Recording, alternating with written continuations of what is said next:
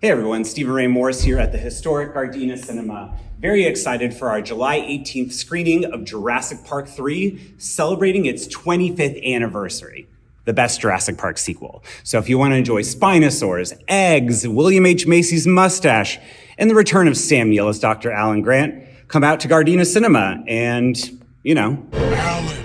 1, 2, 3, 4. Filled with awe and fright, see Jurassic bathed in amber light. See Jurassic ride, see Jurassic ride, see Jurassic ride, see Jurassic ride, see Jurassic ride, see Jurassic Park. Well, this is Stephen Ray Morris, and you're listening to See Jurassic Right, and there's something wrong. I think like the floor is kind of damp. You can just hear the hum of a fluorescent light. The wallpaper looks a little 90s, and oh no, I think you're in the Backrooms. I don't know. Oh, no. I was trying to do a spooky intro. Anyway, you know me, you love me, but you know who you love it even more. She's an illustrator, very talented artist, cat queen, a lion, Leo. Yes. You know her as Bunny Dee, Danielle Gundry-Monji. Yay! Yay! I'm here in the Backrooms. Wait, I just realized. Do you say Bunny Dee or Bunny Dee? Like one word or like two words? I guess it's two words. Bunny Dee. Bunny Dee. Yeah. I feel like actually one of the first pieces I believe I ever bought from you did a Wednesday Addams piece, right? Yes. And an X-Files piece? Yes. So I bought those from you at some point before we like officially met. In San Diego, I think, a different cat convention. Yeah, I was at Popcats. Yes, I bought those for a friend of mine. But I love that sci-fi actually was like the first thing. I mean, I'd known of your work before, but like the sci-fi thing was what eventually connected us. Yes, drawn together. Yes, lurking in the back rooms. Okay, we're gonna obviously talk about our love of liminal spaces today. I feel like you also show your adventures when you're not doing art. You're always showcasing cool buildings and things you're going to. So you've always been into liminal spaces, also. Yes. Obsessed. And then we're obviously going to talk about the film and spoilers and all that stuff. But do you remember like the first? Oh my God, my cats are going crazy. Hold on. It's perfect for this episode. Also, I was like, my air conditioning thing was making a weird noise, but I was like, I don't know, it's part of the ambiance, you know? It's that hum. Yeah, exactly. Yeah, the fan's making a sound in here. Oh, no, I honestly have been thinking about pumping more in during this whole episode, but it might make people feel sick, so we'll see. But yeah, do you remember, how did you get into liminal spaces? Because your art is so warm and comforting. Even when it's like, again, more creepy stuff, like Twin Peaks stuff and everything, like how did you get into liminal spaces? I think I kind of fell in with the Dead Mall like YouTubes. Yes. Like Dan Bell, like mall stuff with I follow a bunch of Dead Mall creators. And my husband and I are obsessed with going to dying malls. Yes. And exploring them, taking pictures, and just feeling the vibes. Yeah. So I think maybe it was 5 years ago we started watching a lot of Dead Mall stuff on YouTube. Yeah. I love that. Because, it's like I was telling you before we started recording, I was like trying to explain to my therapist, like, what about the Backrooms or what about liminal spaces is so interesting. Yeah. And I feel like to me it's almost... Because like the actual definition of liminal spaces is, these transitory, spaces where there's normally people, but there aren't. It's almost like you can feel the vibe of all the people that have come and gone through here. And there's something sad about it being empty. Does that make sense? Yeah, no, it's like it reverberates through the space. You can like hear the echo of busyness and vibrance. And I don't know, like I love how much empty space there is but you can see like where the scars on the mall stuff are gone, like the signage, Yeah. like a footprint, Yeah. like a thumbprint on the Uh, wall. I Yeah. don't know. Ooh, I love that. Do Yeah. you have a favorite like spot you visited? Uh, the Bonaventure in LA is my favorite. Yeah. I'm obsessed. Have you been there? It's so good. I'm pretty sure I have. I Yeah. mean, it made me think almost a little bit if I'm thinking of the right one, like the hotel that was in Loki in Atlanta, where like the conventions are. Just Similar to that. yeah, it like there's something about that architecture is just kind of feels alien, but at the same time old, you know? Yeah. Yeah. Now, there's been like, I think it's 20 different movies filmed at the Bonaventure. Yeah. And like True Lies, Rain Man, a scene in Rain Man was filmed there. Oh, And cool. the elevators are on the outside. It's just so weird. But if you go up to the top, it's all dead mall space. Really? I didn't know that. Yeah. Yeah. It's like old restaurants and they're all abandoned, but you can kind of look in and see all these tablecloths and it's just eerie and Oh, fun. have you I was going to ask if you've ever snuck into one of those spaces. No. No, I wish. I wish I was brave enough. I know when you watch the videos of like people going into like abandoned, it's just like, Get in trouble. I mean, if I was Mary, I guess is she a good therapist because, you know, she sort of was she breaking HIPAA? I guess she wasn't breaking confidentiality. She was, you know, I think she was drawn in by uh Cheatwell Edifor's wait, what's his name again? Clark. Clark, yeah. Yeah. I He left mean, that weird voicemail. yeah. Oof, it's so spooky. Yeah. Um no, I was going to ask, yeah, as far as again liminal spaces go in malls, did you grow up going to malls and stuff? Was that like a big part of your childhood? Oh yeah, big time. Like 80s, early 80s kid. And always at the malls. My parents love shopping. Yeah. So we would go to Vegas and there was this really old 80s mall there. And I've kind of grown up in malls and I'm obsessed with them still. Ugh, So yeah, like the 80s were so full of malls yeah. and they're still kicking, but not the way they used to. There's no No. like, conversation pits or Yes. fountains. Yeah, conversation. Would you be scared if you were in the back rooms and you saw a conversation pit? I feel like I'd be kind of like, all right, this area's kind of groovy, you know? I'd be drawn in. Yeah. It's You like can get me out of there. when Clark is like, there's a pool, you know, like I feel like that's like the kind of, oh my God, there's a conversation pit. Like, Yeah, all right, it's not so bad in here. it's okay in here. It's actually pretty nice. Yeah.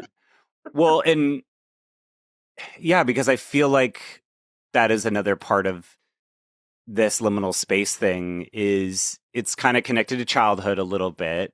Mm. And I think for me, another part of my growing up, and we'll get back to Vegas in a second because I have more recent stuff related to that. But I also feel like because I had parents who worked in offices, Mm. you know, and who, you know, two single parents, you know, my parents had split up and so they were both working full time. So there'd be like random times, maybe once or twice a month, where I'd be like in an office, like after school. And so I'd have to like sit in the corner and like do a workbook, do my homework, or, you know, maybe play my Game Boy or something. And it's like, you're just wandering these big halls and you're so little, you know? That's what I was just gonna say. You're so small. Yeah. It must feel so big to Vast. you. And I mean, also, by the way, this is on video and I have the Backrooms behind me. I live in there now, but also you do too, because you have the same yellow I know. chartreuse. We're both here. But you have a beautiful cat behind you looking down at you. Yeah, I do. I have a big cat.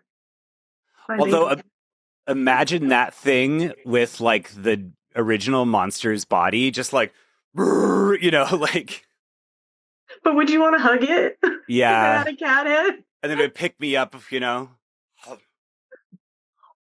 Take a Um, big bite.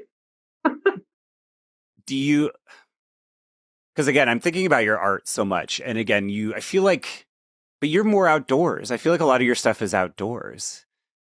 Yeah, a lot of it is. Yeah. Do you think that you are like the opposite of the Backrooms? Like, is your art? Because it just feels so warm. You have these like oranges. You did a lovely portrait of Penny Lane with my favorite Yeah. dinosaur. Like, just so many like warm and sweet colors. Whereas like you look at the Backrooms yellow and I'm just like, like, yeah. I guess with my art, I feel like I have, oh, how do I phrase it? Like, I like to give comfort to people Hmm. because there's so much drama and hard stuff out there. Yeah. But inside, I'm really interested in these like darker, weirder psychological things.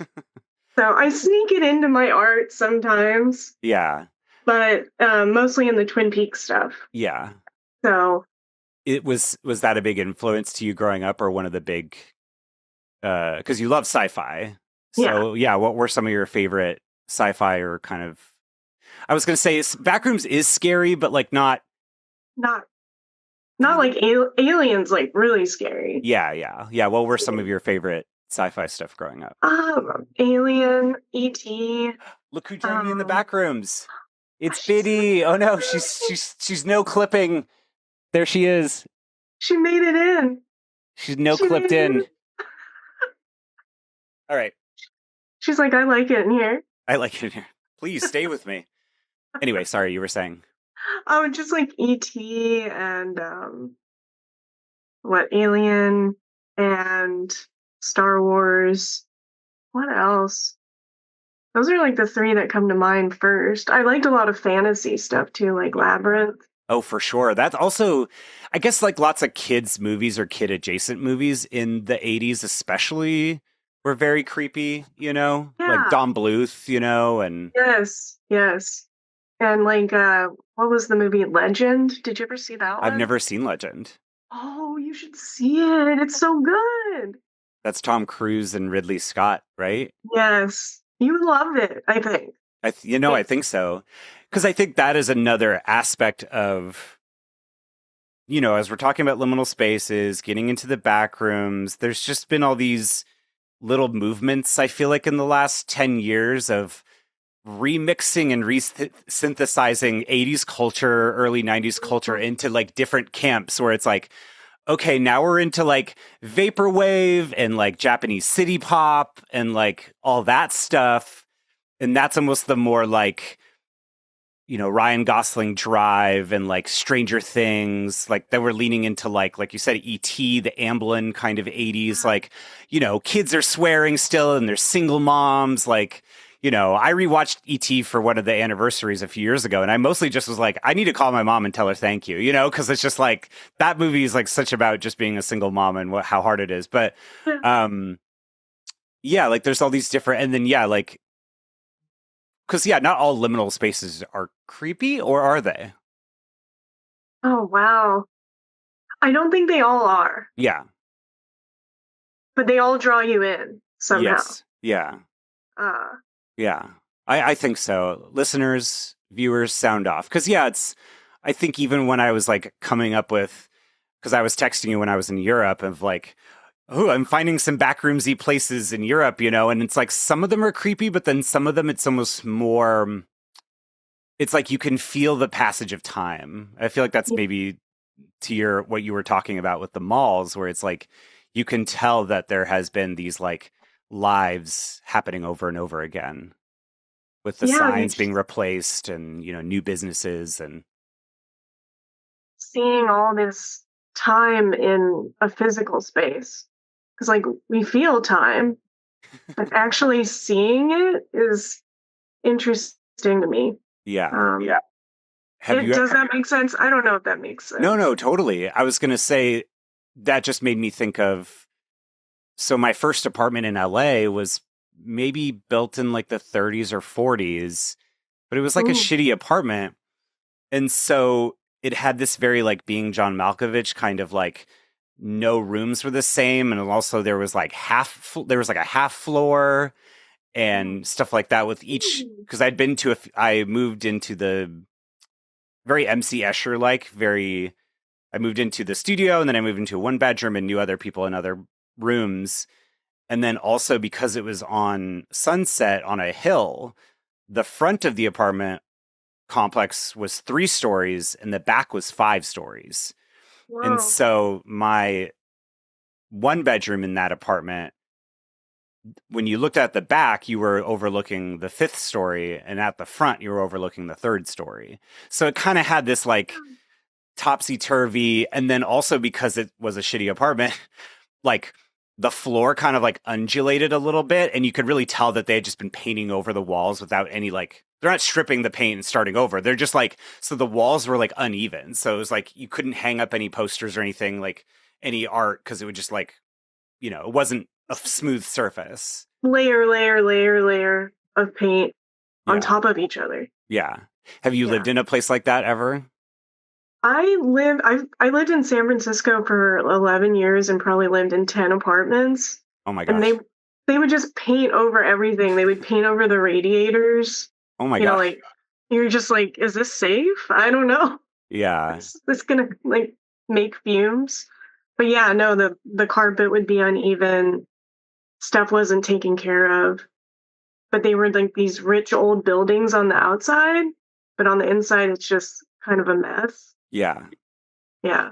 No, I like that. I mean, that is a vibe also. Is the Backrooms, and we're going to we'll start talking about the movie in a second, but is the Backrooms, are there ghosts in the Backrooms? Like, to me, I think like ghosts are in the real world and the Backrooms is its own thing. Like, I feel like you can't be a ghost caught in the Backrooms. Does that make like?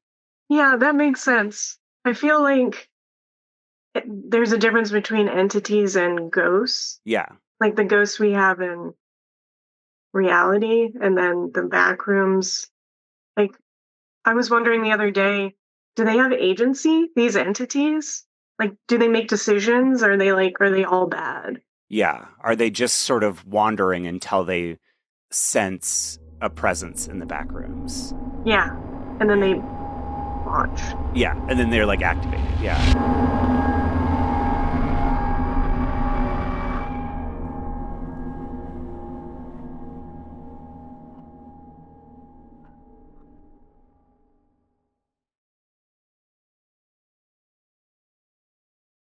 Because, yeah, no, I mean, I think that's what's so, like, I think what has, oh, it looks like the cat's ears are above your cat, or you have cat ears right now. Perfect. No, because I feel like when both of us, obviously, this has become a mutual obsession and just something fun to share. But so for you, I guess, when did you, obviously going to all these spaces, you and Sam going to all these like hotels and malls and stuff. When did you actually first hear about the Backrooms specifically? I don't think I heard about it until the movie was coming out. Oh, really? Okay, cool. Which is wild, right? Because it's been out for a while. Well, it is one of those things where, and I think maybe you felt this way a little bit, where you watch the movie and then you're like, oh, I want to go watch and read up all the lore. Mm-hmm. But so much of it is like, there's all kinds of like, the lore of the Backrooms, Kane Pixel's Backrooms, is not necessarily the same as the lore across the entire creepypasta. Yeah, that's what I've heard. And he's got his different take on it in a way. Yeah, and so the actual Backrooms, I brought it up just to refresh myself, but the original photo of, like, similar to what you can see behind me, it's not quite the same. Somebody did their own version of it to be a wallpaper, to be a literal wallpaper. But it was posted in the 4chan, like, creepypasta, forums or whatever, and it's just so, the original image is just so evocative. Like, it makes sense that all this would spin out from it or whatever, but just this yellowed wallpaper, like why is the carpet and the wallpaper like that close, but they're not like exact? Did they think that was going to make the furniture stand out better? Was this weird muted yellow?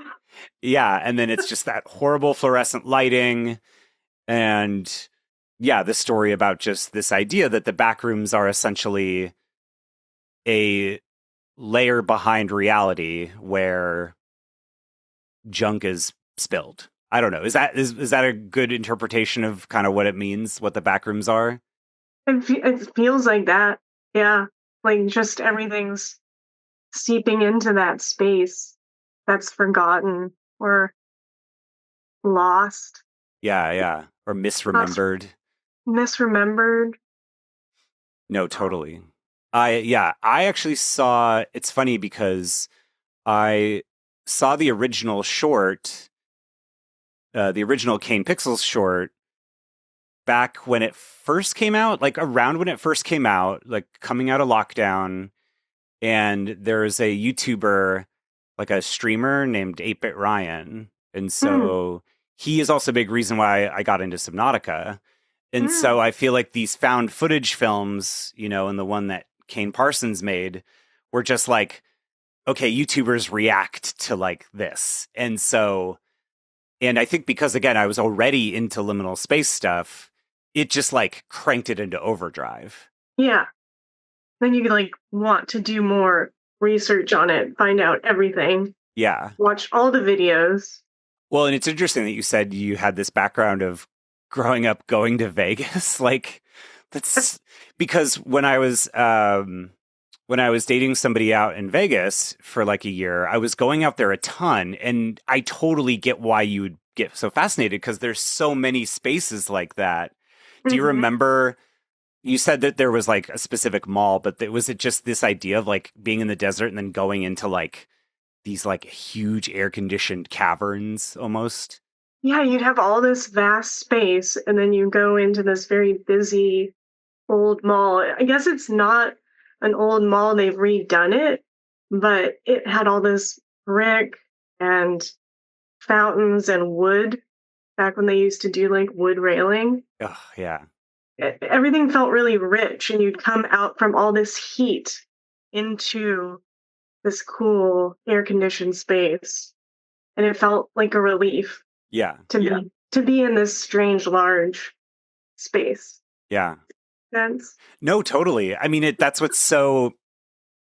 that's what's so interesting about, where the back rooms and where liminal spaces come from, because and there's parts of like the Venetian and other parts where it's like painted, like there's a sky painted on. Hmm. And as much as I love it, it also gives me a sense of dread because it's like your lizard brain knows you're not under a real sky, but Yeah. it can't, like, your lizard brain doesn't know what's going on. So you feel like, oh God, this is a trap. I'm being trapped. Like, and I think that's an element of the backrooms too, where there's this kind of like this artificiality that you're never gonna escape, which I think is really effective. The idea that like you can keep wandering the backrooms and it could go on forever. Yeah. Do you And think it it never stops. do you think it changes? Yes.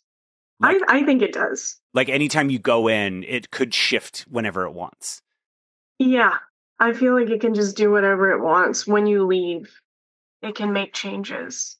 It Okay. can remember things or Yeah. remember, I don't know. Yeah, no, I mean I think that makes sense. It's one of those why the movie is so interesting because I feel like I mean I personally have like I've watched a lot of backroom stuff, but I wasn't necessarily like, oh, this movie has to do this, that, and the other to like, you know what I mean? Like I didn't go in Yeah. with any preconceived notions. Yeah. No, I didn't either. You've seen more of the stuff that I had, But but the movie came out May first. 29th. And I was so mad because I was going to Europe and I couldn't watch it. It wasn't out in Europe yet at the time. Yeah. So I was just like, Danielle, don't say anything. Please don't spoil anything. No spoilers. And then, yeah, I got back and I saw it the day after I got back. Mm. And then I saw it again the next day. And then I saw it again this past weekend. And what was your first experience like when you went to sit down to watch it? It was a packed theater because I went on opening day. So cool. And it was so neat to see so many different age groups going to it. Yeah. Like kids, like young teens, all the way up into people in their 70s. Wow. So I was just like, whoa, this is going to be really an interesting watch. I had to unpack so much after seeing it, which I love about this film. Yeah. You can watch it again and again and you keep finding new things. Yeah. And so it felt really, it's probably my favorite movie of the year. Yeah. Oh. I part of me almost wants to say Obsession is a better movie, but I feel like Obsession, it hasn't been part of this lineage of like shit that I'm already into, you know? Yeah. So How'd you feel when you went and saw it the first time? it was very exciting because I think I only saw one trailer for it. Again, because I didn't have any preconceived notions, like some people, it's like, oh, there's very specific levels, like level 3 is the pool rooms, like, you know, like I just love the original short. I love the vibe, the found footage, the sort of simulation aspect, but it's like also kind of part of your mind. There's that subconscious layer of it. And what I loved about the movie was that it was a real movie. It wasn't just like, let's just do a found footage thing. Like, let's figure out what is actually creepy about this and have two characters go on a journey that sort of makes you, because in my head, I keep having this thought of like, are there some people that just don't understand? Like, what do you mean an old office? Like, why is this scary? You know, like, but I feel like the way that it's done in the movie, Chidwell Ejiofor and Renee Renzema, apologies. I think they got to the heart of like what is scary about the Backrooms, you know? Yeah. They really got there. Because it's just this sort of the emptiness and I guess maybe from your perspective, they also got kind of what the allure of the Backrooms was as well. Yeah. Yeah. I think I wonder what he liked, Clark, I mean. He seemed to enjoy feeling the aloneness in there because they kind of touch on that in the beginning, one of their first conversations. Yeah. Him and Mary is about being alone. He's like, I'm not lonely. Yeah. She's like, you say lonely, I said alone. Yeah.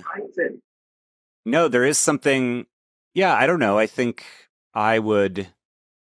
God, how far would I walk into the Backrooms before turning around? Probably pretty far. I think at some point I would like go get like Hansel and Gretel style, like, you know, crumbs. Yeah, leave crumbs, you know, like I would. Or like a string. Yeah, exactly. Like I think at some point I would go like enough. And then it's like, if I couldn't see where the door was to get back, then I would probably turn around and then get something to like, you know, help me find my way back a little bit. Weird question. Do you think the Backrooms is the Backrooms without an entity? That's a good question. Actually, this ties into another question of mine, which was in regards to the film itself. I mean, obviously in some of the lore videos and even Kane Parsons films, there is multiple people in the Backrooms at the same time. Mm-hmm. Because part of me almost imagined the Backrooms, like you're always alone in the Backrooms in that regard. Like if you and I walked into the Backrooms together, we would be in two separate realities. So then like you and I standing next to each other in your reality, I would be an entity thing, and then vice versa. But obviously, I think what makes the lore of that there's this company, Async, and they found the Backrooms and they're constantly exploring it. Like, I think that's what's so interesting about the movie too, is that it is sci-fi, and yet there is this like aspect of not was it all a dream, but something about it is also a mental thing. It's like tangible, but not at the same time. Yeah. There's something it's cool. It's cool because I feel like we're too often like the lore kind of like weighs down stories. And so I felt like going into this movie and it capturing that feeling without being like, wait, who's Async? What do I need to know about this company? Like, what are the rules? Like, how did the Backrooms get what started it all. Like, you almost don't need any of that stuff. It's like the effectiveness of this kind of storytelling. And Subnautica does this too, where you're sort of like picking up the pieces after the fact, and you're kind of like wanting to be like, what's going on here? Mm. Yeah. No, totally. Because like I went in with no idea about Kane Parsons' shorts. Yeah. So I almost felt like if you have a love of liminal space, you want to experience this movie. Yeah. Something feels very welcoming and horrifying at the same time. Yeah. Well, I always think about, because my friend Elizabeth M. Drummond, very talented songwriter and musician, and Aries, she also is a big liminal space fan. And so we were having a conversation once. She's been on the podcast before, but just this idea that like the Backrooms is almost like, it's like what's the opposite of nostalgia? It's like dread. Like, and we've talked about that before. There's something that kind of makes you feel sick, but it's like comforting. Yeah. I don't know. It's both at once somehow. Yeah. But I mean, that speaks to the movie's theme, right? Of like not wanting to change versus being like stuck in your loops and everything. And I guess as you're watching the movie, like I truly had no expectations or anything. Like I had no idea where it was going to go. And yeah, just to recap a little bit, it's like Chiwetel Ejiofor plays Clark, who owns this furniture store, and he's just a workaholic, but also just kind of, his life is like, I don't know, what would you call it? Like, it was hanging on for dear life, basically. Falling apart. Yeah. And he's seeing this therapist, Mary, who has like self-help tapes and everything. Like, her couch in her living room is like, I grew up around those couches. I wanted it. I want it. You should do like a backroom space in your house where you just decorate it like the 90s. I want to. You can buy the wallpaper on A24. Oh my gosh. I won't spoil anything about Halloween this year, but anyway, Clark is seeing this therapist, Mary, who's clearly also, her mother went crazy or something when she was a kid, and so she was basically, it's these two characters who are very much, I mean, it's so sad when Clark says, I have friends, or he says like, I have employees, I have customers. That's who he says he has in his life. Yeah, that's it. And Mary also is very like, she doesn't seem to have any friends. She just seems to go to parties and then get triggered when she sees a mom with her kid, and it's just like, oof. Medicate. Yeah, I know. I wonder what that medication was. I wonder too, because it's just in a Ziploc bag. Yeah, what's the illegal stuff she's been sneaking from her clients, her patients? Wait, is her practice in her home? Or do you think that's an office? I think that's her home. Oh, because like the thing that pulls aside to like almost separate it from the rest of the house? Yeah. Yeah. That's interesting. Yeah, and it's also set in 1990? Yes? Yeah. Yeah. For a second I thought 91, but 1990. June of 1990. Mm-hmm. So I was 3 years old. I was, almost. I was almost 8. But even because to me the transition from the 80s to the 90s, like the first home that my parents had when they were together, when they like moved in, it was almost very 70s, like big carpets, lots of extravagance. And then when they remodeled it, it was that late 80s, early 90s, all white and black. You know what I mean? Like, yeah. Not soulless in the way that like Chipotle architecture is now, and like the way apartments and, buildings look now. But it was this like, all right, like we're done with color.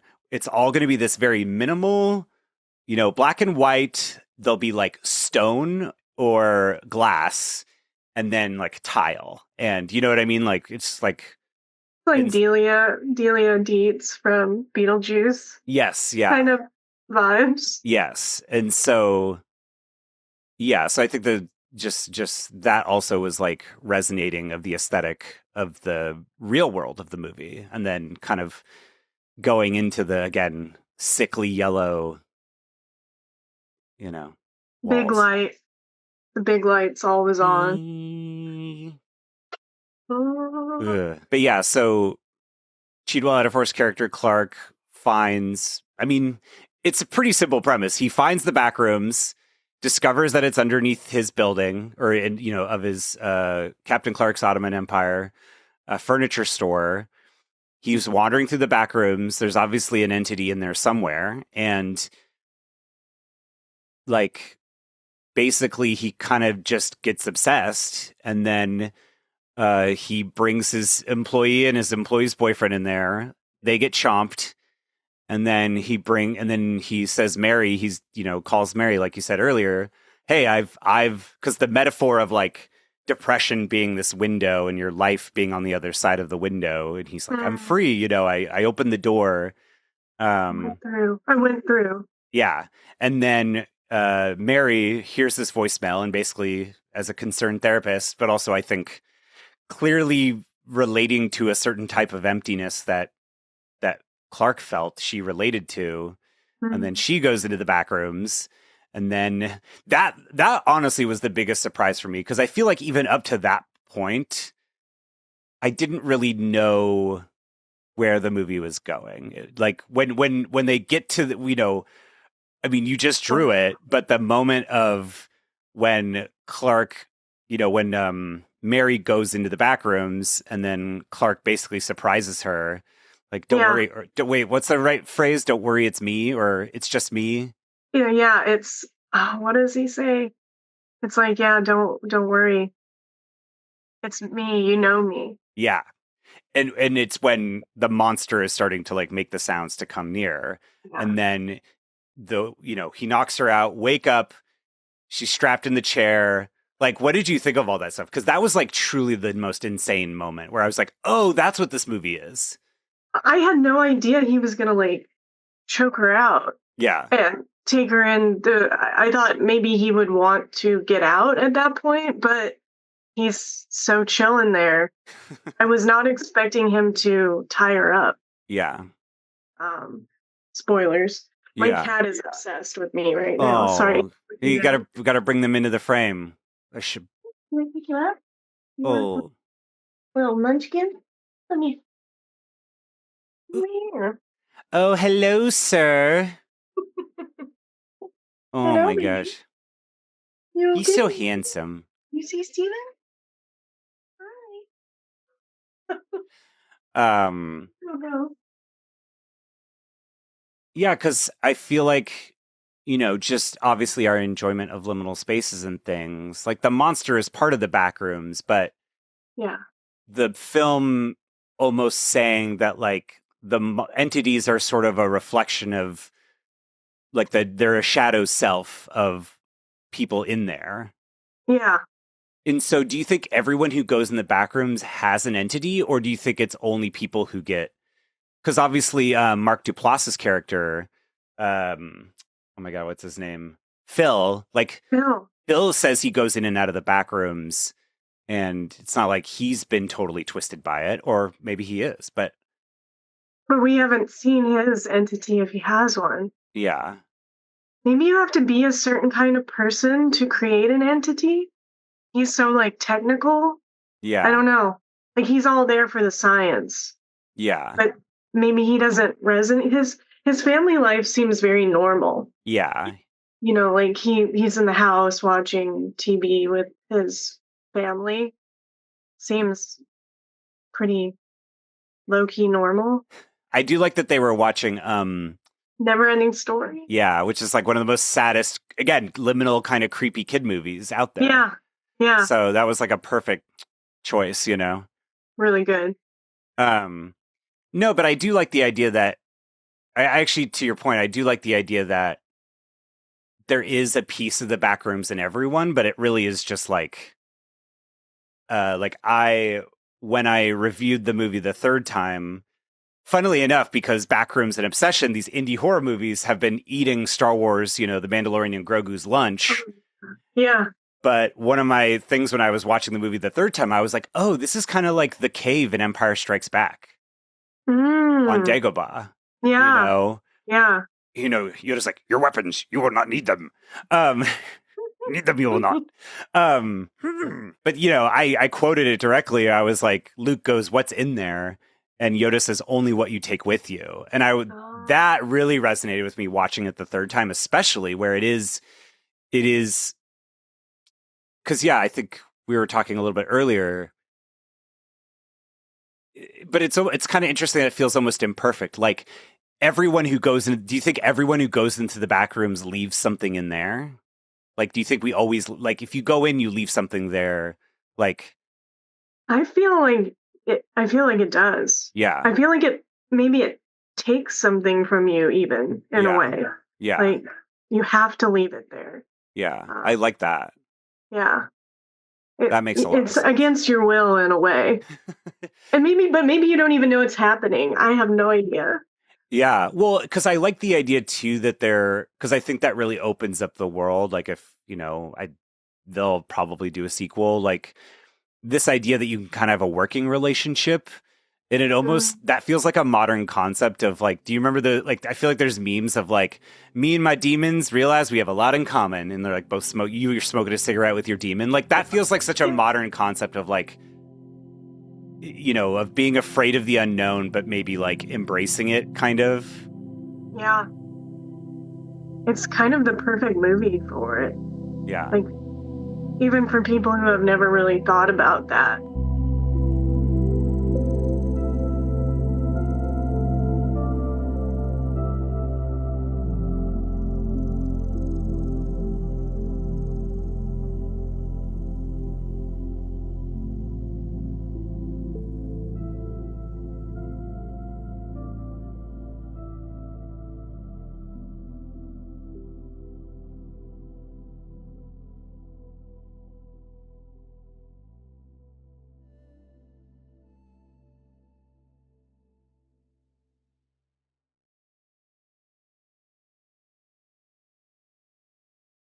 Well, we saw that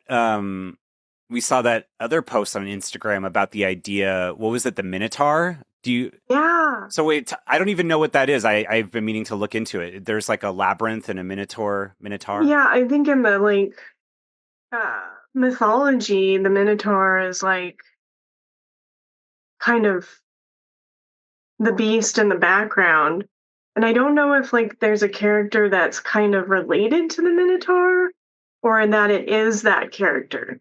Mhm. I need to go back and read that mythology again. Yeah, but it's like the idea that the Backrooms has always existed. It's not Yeah. just like, obviously the aesthetic form that it's taken for us is this kind of 90s visage of it, but there could be a Backrooms in any century. Oh yeah. Probably is. Because even like a cave, like compared to, when our ancestors, were in trees and first started walking and, Yeah. discovered alcohol because fruits were fermenting in the sun. Then wander into a cave and it feels vast. Yeah. You never have been in a cave before. The first Backrooms is a cave. Oh my God, we, Yeah, we cracked it. we cracked the code. That would be a cool story, is like different Backrooms across the centuries and Ooh, I'd read time it. periods, like a Backrooms in the 1700s and a Backrooms in, cave times and whatever, and Backrooms in the future, the Backrooms 3000, like, Backrooms forever. yeah. Well, as far as the movie goes, were there liminal spaces or rooms or moments that, like, I guess this is an example that I thought was really cool in the movie, because I guess like in a lot of backroom stuff, it's like, okay, it's just this yellow apartment or yellow office thing going on forever. Mm. And then there's obviously like, like the pool rooms and like neighborhood stuff and bookstore stuff Yeah, and but libraries. libraries, but I like that a sense where if you go deeper, it gets like grosser and more old. Yeah. Like when they first, where the entity was like potentially living, where the two teens get first, where it's all the laundry and it's kind of Mm. gross and it smells and there's blood. Like, Yeah. I kind of like that distinction where there could be parts of the back rooms that are like worse than others in a sense. Some Yeah. places are just like okay, this is just a weird living room, or whatever. But then other places are like, oh, this is like stuff is changing through time, like you were saying before. Like a dungeon. Yeah. They ended up in like a dungeon. Yeah. That's, yeah, very true. And like, and that part where Clark goes through the walls.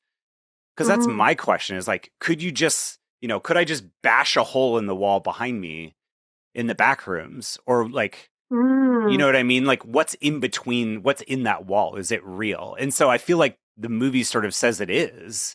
Because remember, yeah, he's like crawling through the crawl space and there was like spider webs and stuff. And like, yeah, so there is other things. There is a reality to it. It's not just like, but then also in this, by the same token, the woman, when she's like banging and he can't see her. So there is still some yeah, unreality to it.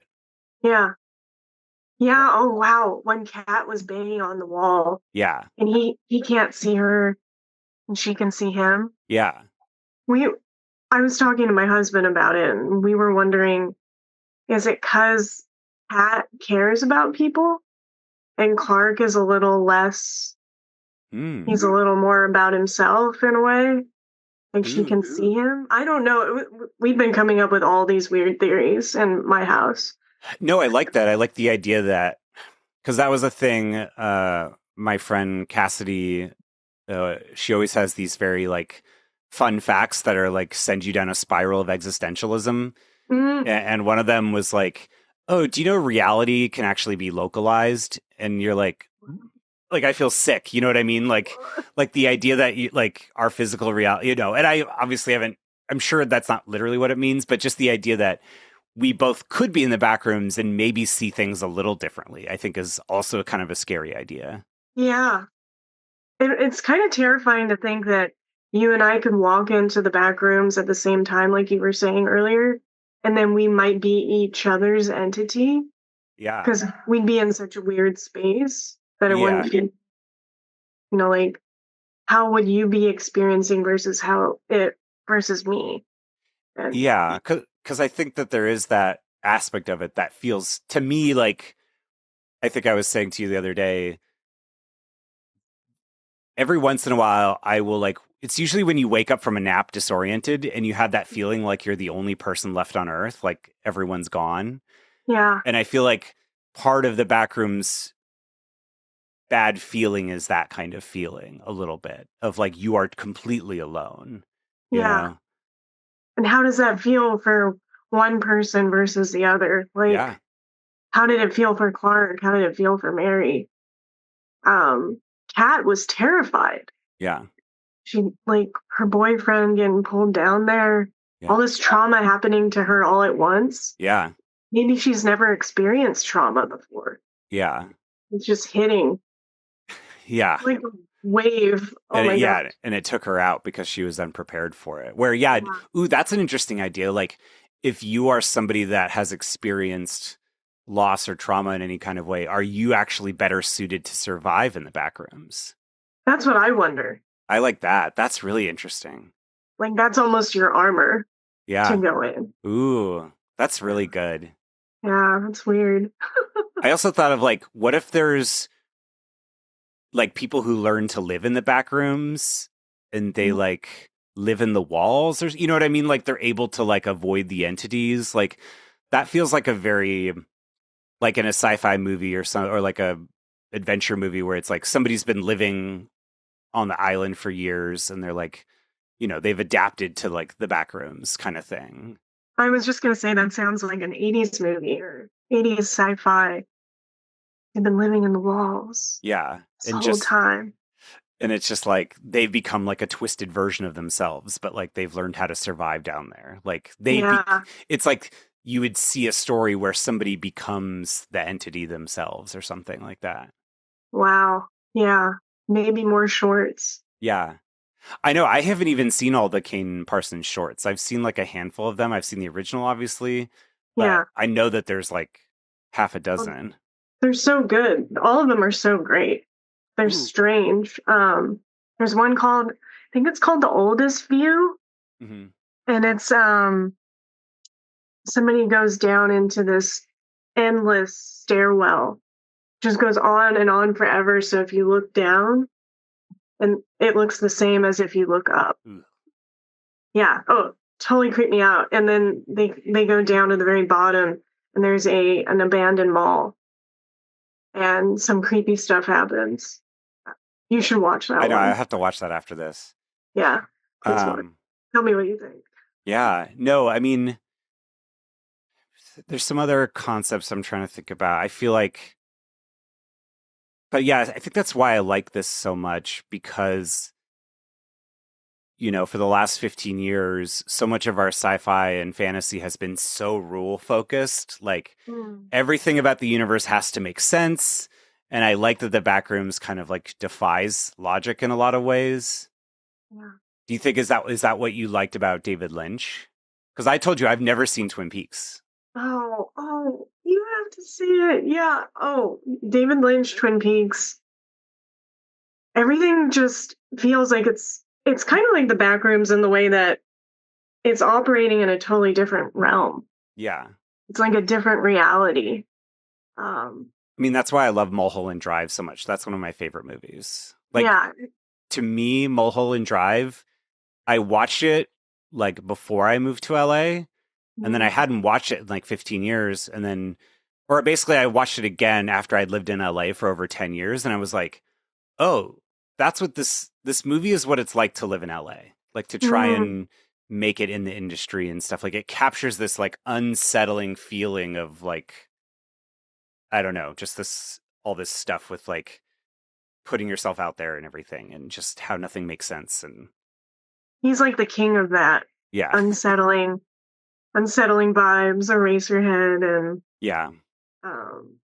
Twin Peaks is very like the Backrooms to me in a way. Yeah. Probably why I love this movie so much. Yeah. Like I want to see it again. I've seen it twice. You've seen it 3 times. Yeah.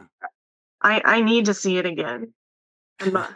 I think we're both twisted and we're both like Clark, or we're both like, I don't know, I kind of like it in here. We're both like Clark. I mean, and that's what's so interesting about the movie too. And I want to know your take on it. Cause I think, I think obviously the film has obviously been very critically well received, overall for the most part. And it's obviously doing really well. And, as just going into the ending of the movie where it's this idea that like, it starts off being like this therapist being like, I can help you. And it's like, actually, I can't help you. And maybe you're better off down here. And it turns out we're all alone. Yeah. But like, I guess so for some people, it's like, what does this movie have to say? But I almost feel like it's less about what the movie has to say and more of how it leaves you feeling. Does that make sense? No, yeah, it totally does. I agree with that. Like the way it makes you look at life, the way it makes you look at everything. Yeah. I think it makes you reevaluate a lot. Like watching movies, you're paying more attention maybe. Yeah. There's so many different things happening in this. I like that it made me think more. Yeah.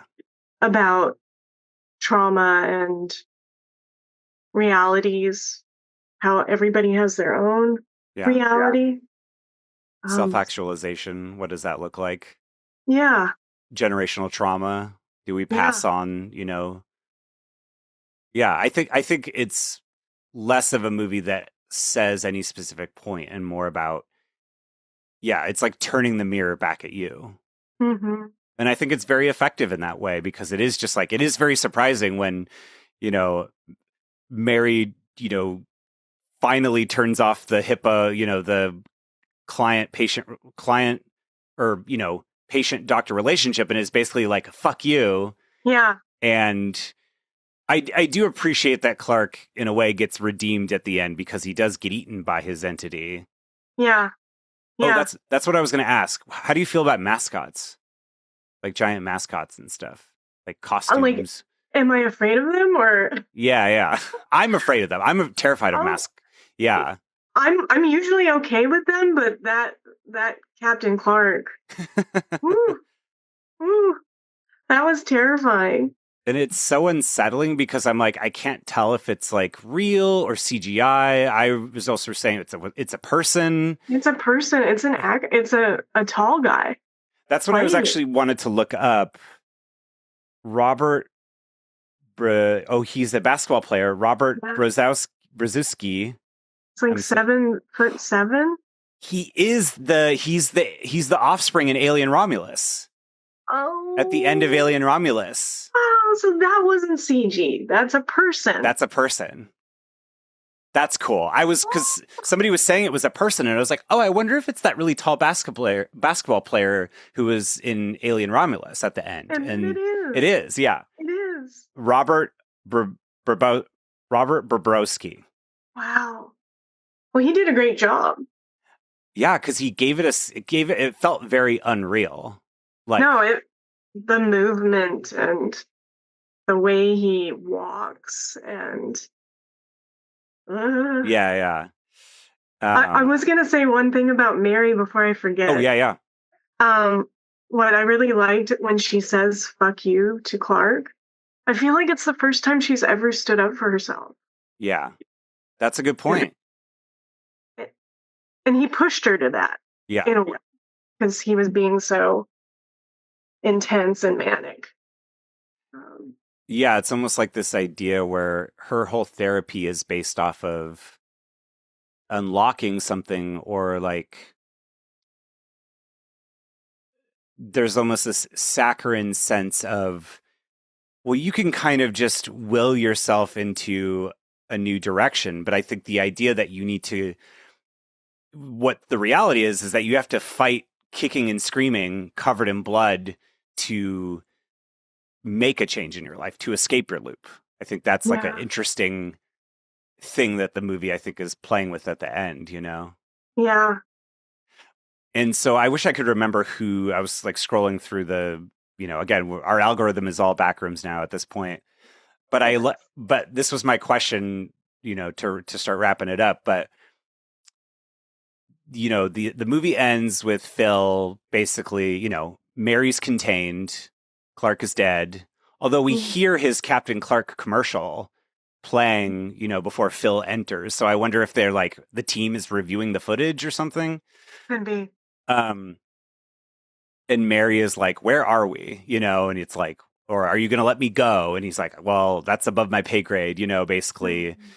And so this person on Instagram said, not that the movie has a happy ending, but to me, the very end where you're sinking down and like, these different versions of the Backrooms till you get to the point where you see Mary sitting alone in the chair. And it's like the Backrooms version of her all twisted, like the two or like the three other objects, like furniture. You could eat them. Like you see that version of Mary at the end. And this person said, at least if Mary doesn't have anyone in her life, at least the Backrooms remembers her. And I was like, that is like a bittersweet kind of haunting thing. I just, what do you think? The ending, I just love that final image of her. It's incredible. I think you sent me that, and that really just kept rolling around in my brain. I think I was up last night thinking about whether or not she's still there. Yeah. And like, if that's how she's going to be remembered. And that's just such an interesting thought. It's so, I'm going to have to mull that one around. Yeah. Like, I just like that because, I think obviously throughout this conversation, I think both you and I think a lot of people find something comforting in all this. Yeah. Even as scary or lonely or terrifying as it is. And so I think that hearing that person's perspective on this final image, if only, just makes it even more haunting and weird and amazing. Yeah. Yeah, no, I really appreciated that outlook on it because I hadn't thought about, oh, well, the Backrooms are going to remember her. Yeah. And nobody else would because she doesn't have family. Yeah. It's so eerie and kind of like you were talking about, like you want to throw up, but you feel like comforted. I don't know. That's kind of nice, but blah. Yeah. You're so nervous that you throw up, or you're so Yeah, excited that you throw up. Yeah. These, exactly. yeah, I mean, I think that's what's so cool about the Backrooms as a horror concept is that it's like there's this simultaneity of like two things can be true at once, which is to me just such a, I don't know, that's such a true thing about the world, Yeah, yeah. There's two sides. I don't know. It's just so there's so many different ways to look at it, and I Yeah. love it. I Ugh. love it for that. I thought that this would make a great double feature with Spirited Away. Oh, You know what I mean? yes. Entering this world and dealing with kind of like these versions of your demons, your parents are pigs, like, and then kind Yeah, of coming out the other side. I mean, it's a portal story like Wizard of Oz and Alice in yeah. Wonderland. Backrooms is as new and exciting as it is. It is part of a lineage of these types of stories. I love that you're layering that in there because now I'm going to be thinking about that. Like, and I love it. I love like the different things you're giving me to like roll around in my brain. That'd I be needed fun. that. That'd be fun to do like a Backrooms version of like Alice in Wonderland or something, different Oh, entities that she meets along the way throughout. yes, yes. I like that. Alice in Wonderland, 1987, like that's the poster. It's gonna like got neon. Yeah, yeah, exactly. Ooh, okay. Anyway, copyright. We've made this. This is our idea. Um, Danielle, Don't this has steal been, it. don't steal it. This has been so much fun. Thank you so much for It's coming been on. great. We put all of our Backrooms chat on tape, and I'm sure we'll be having many more. Um, I'm gonna watch that one Keen Parsons short I missed. Do you have any upcoming liminal spaces you're going to? Oh man. Because you were just at the college the other day. Yes, and that was so liminal. And we just went to the mall here in Bakersfield, and I'll have to send you some photos that I took with Oh yeah. the thermal camera. Ooh. You should get one. They're so fun. Oh, that's cool. But yeah, I'll send you that. But we're gonna go to the Bonaventure in September again. Nice. Oh, awesome. So That'll be really fun. yeah, You're just like, I'm home. Just live here forever. this is my place. I know. I'm trying to think if I'm going anywhere soon. I don't think so. But when I was on South Bay Buzz, wonderful podcast, that their podcast space was in this shared workspace in a mall. Because that's Ooh. been such a big thing with malls, with dead and dying malls, is that they've let local businesses come in there because it's cheaper to rent. So, Yeah. so they've started to become these like weird community spaces as well. Like it's not just Hot Topic, and it's like local businesses, some of these places. And so this mall in the South Bay here in LA is just like quintessential, mall, like Backrooms, like the tile, the like, Ooh. speaker playing the like, like just like everything about it is just so. It's just I was like, and it's like it's also just way emptier because just not that many people go into malls anymore. So it can still give you that feeling even if there's people around. You gotta send me the name of that mall. That Oh will yeah, yeah, probably yeah, work out. Yeah. yeah. It's in the South Bay. Yeah. Where can people follow you, find you, check out your work, shows of Oh, events coming up? This is coming out like in a week or so. yeah. I'm Bunny Dee on Instagram, and that's mainly where I'm at. And I'm Bunny Dee on Etsy. Nice. Uh, that's where I do all my shopping. Well, I mean, selling. My cat's like, come stop. What are you doing? But yeah, like Bunny D, and then what do I have got going on? I've got in September Bob Baker Day Awesome. and CatCon in October. Yeah. Yeah, woo. I know that reminded me because like being in convention centers too also kind of has that vibe, especially when you're like Yes. going to the bathroom or like trying to find your way out. Super liminal. Yeah. And the thing I wanted to mention earlier was because I was for my friend Cassidy, who I mentioned earlier, I was out in Vegas for her wedding on my birthday this year. Oh, And, there was a group of us all kind of wandering around different casinos and stuff. And I think a good horror Backrooms thing could be you're in a space like that with a lot of people, but you've wandered too far when you're alone. when you find yourself alone in one of these places. Because it's like, because you'd be in this big casino with hundreds of thousands of people, and then all of a sudden you turn a couple of corners and it would just be like, huh? And you're like, oh, I've gone too far, kind of thing. You're gone. You're gone at that point. You at some point clipped into the Backrooms. I like that could be another way to explore it even further. More shorts. Yeah, more shorts. That's a good one. Yeah, I think that one gives me chills. Yeah. Just the idea that you find yourself alone after thinking that you're in a normal space, I think to me, it was a very Vegas thing I kept experiencing. Yes. Thank you so much. What else? Stephen Ray Morris and all the things. Probably keep doing more backroom stuff. That's, it's all part of the pot that is See Jurassic, right? I feel like, Backrooms and Subnautica are both like my newest fandoms as an adult. You got to add some stuff. You know what I mean? You got to keep, have fun. Yeah, exactly. Yeah. Parts of X-Files are pretty liminal, I feel like, especially this first few seasons, that kind of eeriness. Mm-hmm. More talks. And then, of course, I have to watch Twin Peaks at some point. So you have to. Just got to sit down, and it's like the only thing I do for like a month, Just binge it. Yeah. You'll love it. Well, I guess, thank you everyone for listening, and hopefully your Backrooms monster is, maybe you just become friends with your Backrooms monster and everything will be all right. But hug it out with your Backrooms monster, everybody.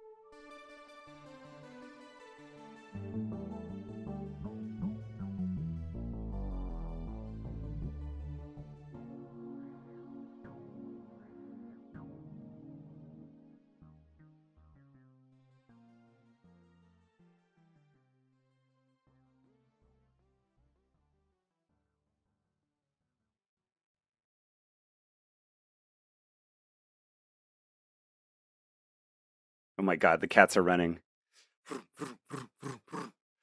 They just sound like little horses. The little gallops. I know. Do you think there would be... Well, because I guess seagulls get caught in the Backrooms. Do you think seagulls are scared? Do you think if like a cat wandered into the Backrooms, it would be scared? Or would it just be like, what the hell? I wonder if it would depend on the cat. Yeah, that's true. Because like my boy cat would probably be really stoked and my girl cat would be terrified. Yeah, Wendy would be oblivious. Like she would try and go up to us like as the monster's eating us, She'd be like, hey. Yeah, just playing with it. Yeah, playing with its feet. Ripley would be very concerned. He'd be like his namesake, like Sigourney Weaver. Like he'd want to be prepared and he would want to, maybe come back with supplies and a weapon and stuff. Yeah. Yeah. And then Biddy would probably also try and like mom the monster and it'd be freaked out. She's like, no, leave him alone. None of this behavior right now. No, he feeds me, pets me, loves me. No. Yeah, you can't eat him because then I need to have him.